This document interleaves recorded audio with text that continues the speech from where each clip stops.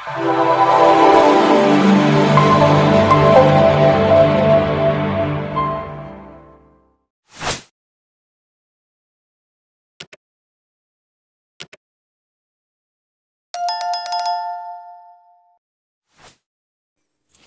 साहिबान, इस दास्तान की किस्त नंबर 24 की तरफ बढ़ते हैं।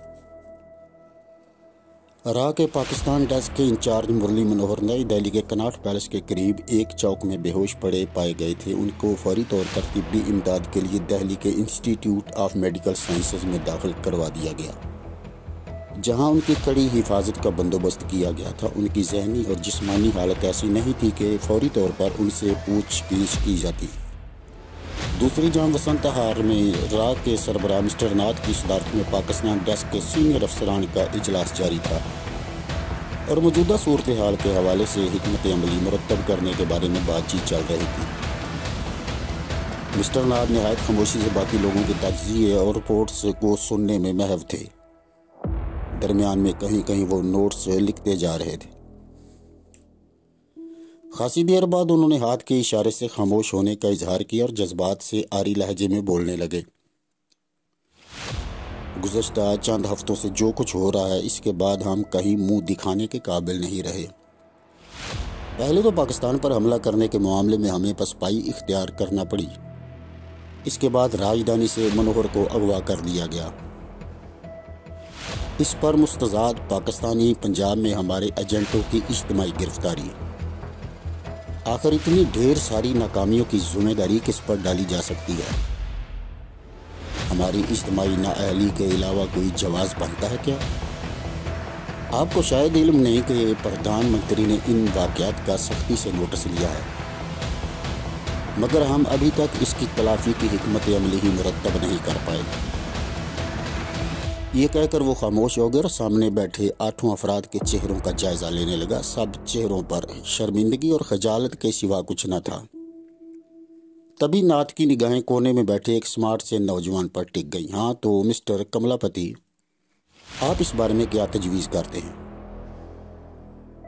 कमलापति ने फौरन कोई जवाब न दिया। अपने सामने पड़ी फाइल के चंद औराक उलटने के बाद वो मजबूत लहजे में बोला, सर इसमें कोई शक नहीं कि नहायत कलील अरसे में हमें नाकाबिल तलाफी नुकसान पहुँचे हैं, मगर मेरे ख्याल में इस सारे खड़ाक का जिम्मेदार हमारा साबका एजेंट सिकंदर ही है। राह की गिरती हुई साख को बहाल करने के लिए हमें सबसे पहले उसे करारे वाकई सज़ा देनी होगी। नाथ कदरे नाखुशगवार अंदाज में बोला, आपने ये कोई इंकिशाफ नहीं किया। ये तो हम सबको मालूम है, मगर सिकंदर को कैसे काबू किया जाए, असल मसला तो ये है। कमलापति उसी पुरएतमाद लहजे में बोला, सर अभी हमारे तरकश पे कई तीर बाकी हैं। सबसे बड़ी बात तो ये है कि उसकी माँ हमारे कब्जे में है। मुझे 100% यकीन है कि वो इसे रिहा करवाने की पूरी कोशिश करते हुए हमारे हत्थे चढ़ जाएगा। नाथ बोला, क्या उसकी माँ की हिफाजत का माकूल इंतज़ाम किया गया? कमलापति बोला, सर वो राजस्थान में इंतहाई महफूज जगह और महफूज हाथों में है, आप इसकी चिंता न करें। एन उसी वक्त एक खातून सेक्रेटरी कमरे में दाखिल हुई और उसने खामोशी से कागज़ का एक टुकड़ा नाथ के सामने रख दिया, जिसे पढ़ते ही नाथ की रंगत तब्दील हो गई। सभी समझ गए कि कोई नई मुसीबत वारद हुई है। नाथ ने फौरन ही खुद पर काबू पा लिया और जहरीले लहजे में बोला, मिस्टर रवि शंकर, आपके लिए ख़ास तौर पर ये शुभ समाचार है। अभी आप फरमा रहे थे कि सिकंदर की माँ महफूज हाथों में, तो श्रीमान जी उस औरत को आपके महफूज ठिकाने और मजबूत हाथों से अगवा कर लिया गया है। ये सुनकर सभी को यूं लगा जैसे किसी ने उनके चेहरे पर इज्तिमाई थप्पड़ रसीद कर दिया हो। नाथ धीमी आवाज़ में पूरी तफसील सुनाने के बाद बोला, अलाउर के सेफ हाउस में मौजूद 5 एहलकारों को हिरासत में लिया जा चुका है और उनसे मज़ीद पूछताछ का सिलसिला जारी है। नाथ के खामोश होने के फ़ौरन बाद कमलापति बोला, सर मैं एक बात आपके नोटिस में लाना चाहता हूँ, वो ये कि सिकंदर अकेला ये काम नहीं कर सकता। जोधपुर का वली अहद, जयपुर का एक शरीफ बदमाश मुंशी खां उसकी पुश्त पर है, और ये सब कुछ उन्हीं की शय और तावन से हो रहा है। नाथ तकरीबन चीखते हुए बोला, अगर तुम लोगों को ये सब मालूम है तो अभी तक उन दोनों को गिरफ्तार क्यों नहीं किया गया? कमलापति स्पॉट लहजे में बोला, सर मुंशी खां की गिरफ्तारी बज़ाहिर कोई मसला नहीं, मगर राजस्थान के मुसलमान उसे लाशौरी तौर पर अपना हीरो समझने लगे और इस पर हाथ डालने से नौबत हिंदू मुस्लिम फसादात तक पहुंच सकती है। नाथ चंद लम्हे अपने सामने पड़े कागज पर आड़ी तिरछी लकीरें खींचता रहा, फिर मुतमईन लहजे में बोला, तो ये बात है। बहरहाल अब मैं हुक्म दे रहा हूँ कि फौरी तौर पर मुंशी खां और उसके करीबी साथियों को टाडा दहशतगर्दी के इंसदाद के लिए बनाया गया काला कानून, जिसके खिलाफ सुप्रीम कोर्ट में भी अपील नहीं हो सकती, इस कानून के तहत गिरफ्तार कर दिया जाए। इस सिलसिले में किसी भी सियासी या इंतजामी दबाव को कबूल न किया जाए। मिस्टर कमलापति, तुम खुद इस ऑपरेशन की निगरानी करोगे। कल शाम तक इन सब लोगों को गिरफ्तार कर लो। बाकी रहा राजकुमार का मसला, तो मैं इसका भी कोई बंदोबस्त करता हूँ। उसी रोज शाम तक मुंशी खां के जयपुर और जोधपुर के ठिकानों पर राजस्थान पुलिस और सेंट्रल रिजर्व पुलिस फोर्स की बहुत बड़ी नफरी ने धावा बोल दिया था और मुंशी खां समेत उसके दर्जनों साथी गिरफ्तार कर लिए गए थे। सिकंदर इस वक्त जयपुर शहर के इलाके जौहर बाजार के एक मकान में मौजूद था। खासा दिन चढ़ने के बावजूद वो अभी तक सो रहा था। अपनी मां की रिहाई के बाद वो खुद को बहुत हल्का फुल्का महसूस कर रहा था। गालबन इसी वजह से वो गहरी नींद में गर्क था। ये मकान उसे मुंशी खां ही ने फराहम किया था और ये मुंशी खां के इंतहाई महफूज और खुफिया ठिकानों में से एक था, जिसके बारे में मुंशी खां के अलावा सिर्फ खलील को आगाही थी। सिकंदर के अलावा महल सिंह, पद्मा और उसकी बहन भी यही मौजूद थी। अलबत्ता खलील उन्हें यहाँ छोड़कर मुंशी खां के हमरा चला गया था। सिकंदर की नींद तब खत्म हुई जब किसी ने उसे जोर से झंझोड़ा। सिकंदर ने कसरमंदी से आंखें खोली तो सामने महल सिंह को मौजूद पाया। महल सिंह की उड़ी हुई रंगत ने सिकंदर की सारी खुमारी दूर कर दी थी। क्या बात है सरदार जी, खैरियत तो है? महल सिंह हड़बड़ाए लहजे में बोला, सिकंदर खैरियत कहाँ है? बड़ा गजब हो गया। सिकंदर उठकर सीधा होते हुए बोला, आखिर ऐसी कौन सी क़यामत आ गई है जो आप यूं परेशान नजर आ रहे हैं? महल सिंह उसके सामने अखबार फेंकते हुए बोला, सिकंदर ये देखो, मुंशी खां और उसके सभी आदमियों को रात गिरफ्तार कर लिया गया है। अब चौंकने की बारी सिकंदर की थी। उसे यूं लगा जैसे किसी ने उसके सर पर बम दे मारा हो। चंद लम्हों के लिए तो उसे अपने कानों पर यकीन ही नहीं आया। मगर सरदार जी ये कैसे मुमकिन है? ये आप क्या कह रहे हैं? महल सिंह ने जयपुर और जोधपुर से बैक वक्त शाया होने वाला अखबार राजस्थान पत्रिका उसके सामने रखते होगा। ये देखो क्या लिखा है। सिकंदर ने पहले सफ़ा पर निगाह डाली तो निचले सफ़े पर एक 4 कालमी सुर्खी उसका मुंह चिढ़ा रही थी। राजस्थान की मारूफ शख्सियत मुंशी खां भी धर लिए गए। खबर की तफसील में बताया गया था कि रात एक ग्रैंड ऑपरेशन के जरिए मुंशी खां को गिरफ्तार कर लिया गया। इंसदाद दहशतगर्दी के कानून टाडा के तहत उसे 6 माह के लिए नज़रबंद कर दिया गया। उस पर मुबैना तौर पर मुल्क दुश्मन सरगर्मियों और स्मगलिंग में मुलव्वस होने के इल्ज़ामात लगाए गए थे। इसके अलावा उसके मोतमिद खलील को भी दीगर 25 साथियों समेत गिरफ्तार किया गया था, जबकि जोधपुर, उदयपुर और नागौर से मुंशी खां के 18 आदमी भी पकड़े जा चुके थे और इन सब को इब्तदाई तौर पर 6 माह के लिए नज़रबंद कर दिया गया था। इसी देर तो सिकंदर कुछ बोल ही ना पाया। सामने कुर्सी पर महल सिंह भी खामोशी से बैठा था। इस दौरान पद्मा और कौशलिया भी वहीं आ गई थी। उनके चेहरों पर से अंदाज़ा हो रहा था कि वो ये खबर सुन चुकी हैं। चंद सानियों बाद सिकंदर बोला, महल सिंह जी ये तो वाकई बहुत बुरी खबर है। अब हम लोगों के सिलसिले में क्या करना चाहिए?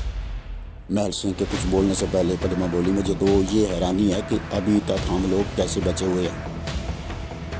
सिकंदर उसकी जान मुतवज्जो होते हुए बोला, इससे तो यही ज़ाहिर होता है कि पुलिस वगैरह मुंशी खां के इस ठिकाने से वाकफ़ नहीं, वरना वो हमें इतनी मोहलत ना देते। मगर ये बात भी तय है कि ये बात ज़्यादा देर तक राज में नहीं रहेगी और किसी भी लम्हे यहाँ रेड हो सकता है।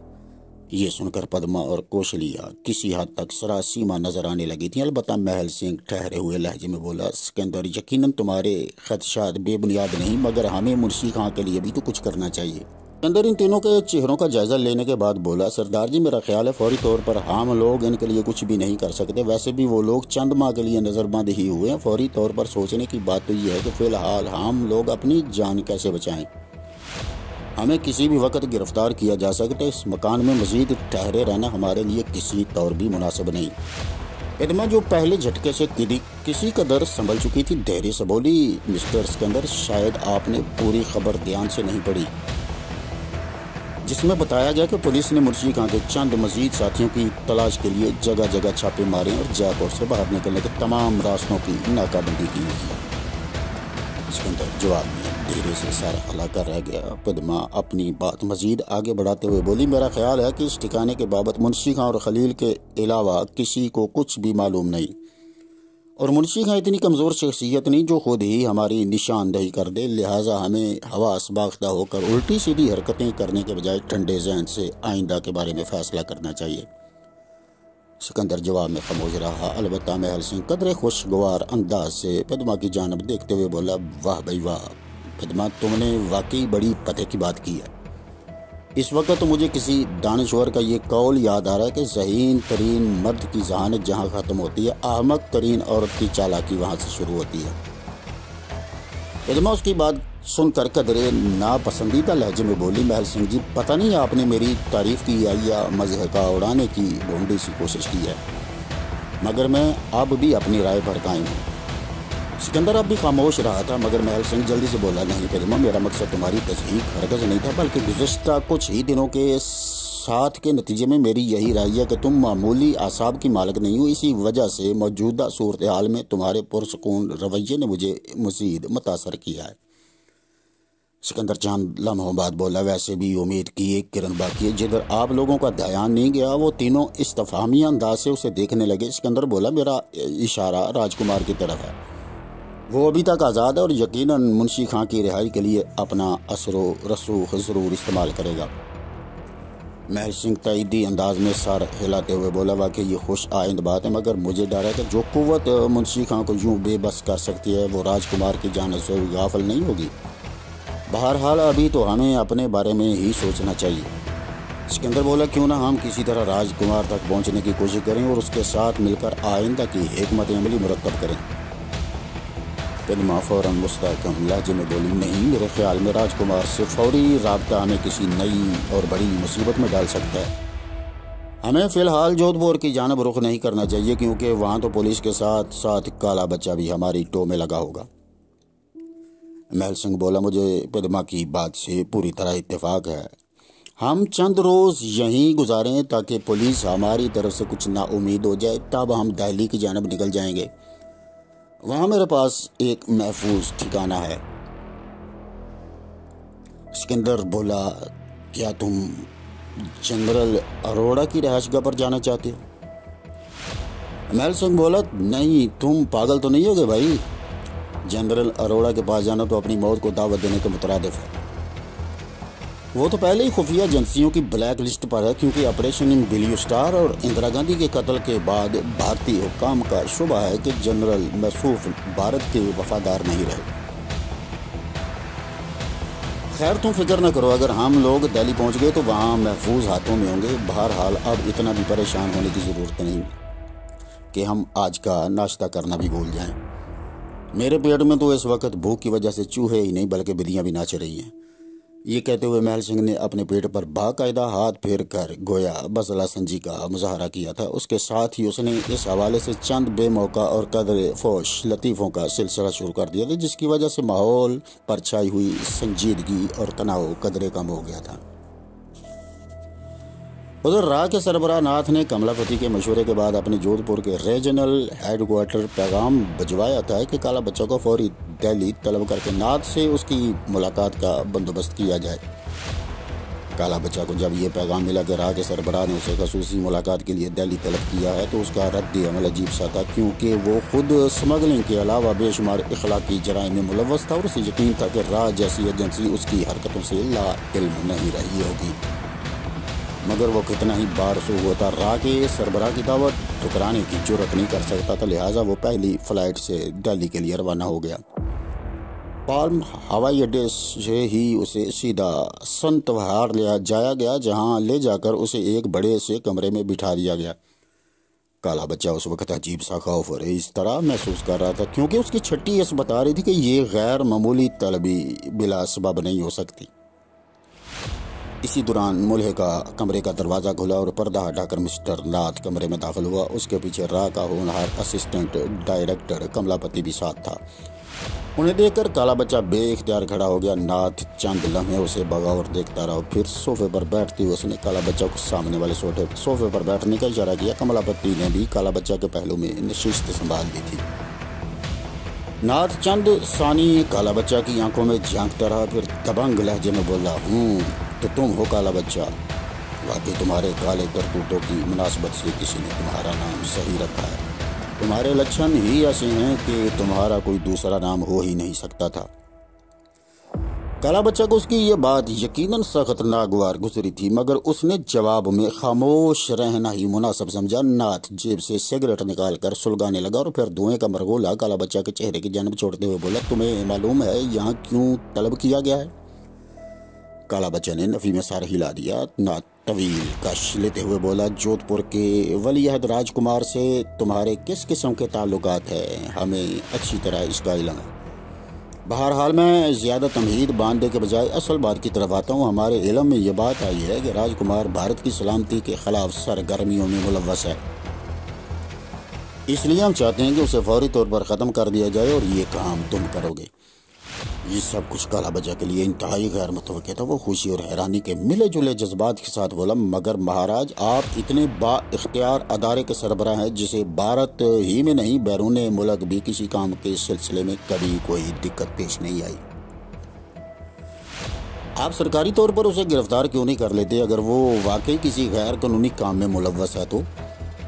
ناتھ اسے ڈانٹتے ہوئے بولا، مجھے سبق پڑھانے کی ضرورت نہیں، میں اپنے اختیارات کو تم سے بہتر سمجھتا ہوں، مگر جودھ پور کے ولی عہد کی گرفتاری سے مسئلہ حل نہیں ہوگا۔ اس کی وجہ سے دیش کو جتنا نقصان ہوا ہے تم اس کا تصور بھی نہیں کر سکتے۔ ویسے ہم اسے گرفتار کر بھی لیں تو عدالتی موشگافیوں کا ایک لمبا چکر شروع ہو جائے گا۔ تمہیں علم ہی ہے کہ قانون میں اتنے حکم موجود ہیں کہ کسی بڑے آدمی کو خاطر خواہ سزا دلوانی ناممکن ہے۔ دوسری بات یہ بھی کہ بھلے ہی دیشی ریاستیں ختم ہو چکی ہیں، مگر ان کے سابق حکمرانوں کو آئینی لحاظ سے اب بھی بعض مراعات حاصل ہیں۔ اس کے علاوہ ریاست کے عوام اب بھی بعض حوالوں سے سابقہ حکمرانوں سے ایک جذباتی وابستگی رکھتے ہیں، لہٰذا ہم کسی لمبے چکر میں پڑنے کے بجائے فوری طور پر اس کھیل کا خاتمہ چاہتے ہیں۔ کالا بچہ سب کچھ سمجھتے ہوئے مطمئن انداز میں سر ہلا کر بولا، تو پھر آپ لوگ مجھ سے کیا چاہتے ہیں؟ ناتھ سپاٹ لہجے میں بولا، راج کمار کی فوری اور یقینی موت۔ یہ تمہارا درد سر ہے، مگر ہم صرف یہ چاہتے ہیں کہ اگر وہ تمہارے ہاتھوں سے مارا جائے تو سرکار پر کسی قسم کا حرف نہیں آئے گا، کیونکہ دو بدمعاش افراد یا دو گروہوں کے تصادم کے نتیجے میں کسی ایک کا مارا جانا ایسی بات نہیں جس کی وجہ سے حکومت پر بڑے پیمانے پر نکتہ چینی کی جا سکے۔ البتہ میں تمہیں یقین دلاتا ہوں کہ در پردہ تمہارا اس کام کے حوالے سے جتنا بھی سلسلہ ہوگا ہمارا تعاون تمہیں حاصل رہے گا، اور اس قتل کے نتیجے میں اگر تمہارا نام لیا بھی گیا تو تمہیں کوئی بڑا نقصان نہیں پہنچنے دیا جائے گا۔ کالا بچہ کچھ دیر سوچنے کے بعد بولا، ٹھیک ہے، میں اس کے لیے تیار ہوں، مگر مجھے کچھ وقت چاہیے۔ ناتھ سرد لہجے میں بولا، تمہیں 2 ہفتے کا وقت دیا جا رہا ہے، مگر یاد رکھو اگر یہ کام نہ ہوا تو تمہارے جرائم کی ایک ایک تفصیل اور ہمارے ریکارڈ میں موجود ہے، جس کے نتیجے میں ساری عمر جیل میں سڑتے رہو گے۔ کالا بچہ اس دھمکی پر ناک منہ چڑھاتا ہوا بولا، شریمان جی اس دھمکی کی قطعاً ضرورت نہیں، کیونکہ میں تو خود راج کمار کو اپنے راستے کی سب سے بڑی دیوار سمجھتا ہوں۔ اس کو مارنا تو پہلے ہی میری اولین ترجیحات میں شامل ہے۔